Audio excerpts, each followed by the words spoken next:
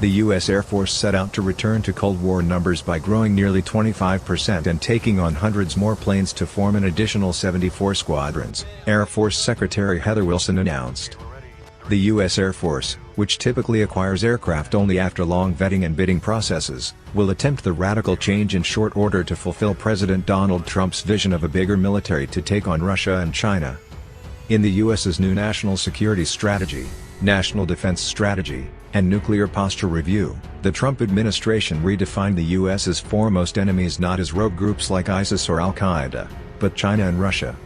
While the U.S. has fought counterinsurgencies against small terror groups and non-state actors non-stop since September 11, 2001, the resurgence of an aggressive Russia now at war in Ukraine and Syria, and the emergence of China now unilaterally attempting to dominate the South China Sea, has renewed the U.S. military's focus on winning massive wars.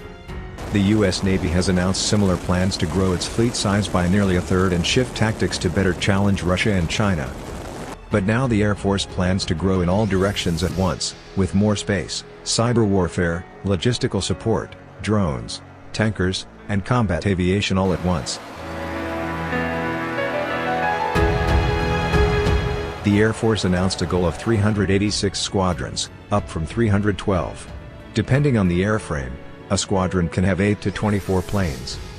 For the bomber squadrons, which include nuclear-capable bombers like the B-52 and B-2, that number will grow only slightly and likely include the mysterious new B-21 Raider bomber, which no one has ever seen outside classified circles. In the fighter jet department, it's likely F-35s will comprise most of this growth. Aerial tankers and intelligence, surveillance and reconnaissance platforms, likely drones, will also see a big bump. The Air Force hopes to build the force up to 386 squadrons by 2030, but has not provided any information on how it plans to fund the venture. The U.S. Air Force has requested $156 billion for next fiscal year, already a 6% bump over the previous year. While Wilson promised to streamline acquisition, which famously can take years and cost billions, there's real doubts about how fast the organization can move. The U.S. Air Force started working on the F-22 in 1981. It first flew in 1997 and first went into combat in 2014. The F-35 started in 2001 and just last year experienced its first combat in Israel's service. Additionally, the move would require the Air Force to bring on about 40,000 new people at a time when the force has a near-crippling problem with retaining top talent. "We are not naive about the budget realities," Wilson said at the Air Force's annual Air, Space, and Cyber Conference.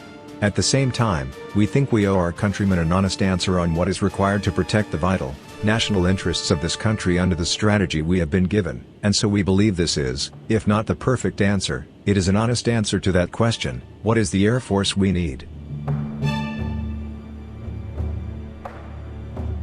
Currently, China's military is in the midst of building up a tremendous air force and navy while also threatening some of the U.S.'s core interests and most promising technologies. The biggest U.S. Air Force defense projects involve stealth aircraft, like the B-21 and F-35. As of yet, unpublished research on China's military reviewed by Business Insider found Chinese fighter aircraft now number around 1,610 compared to about 1,960 U.S. fighters.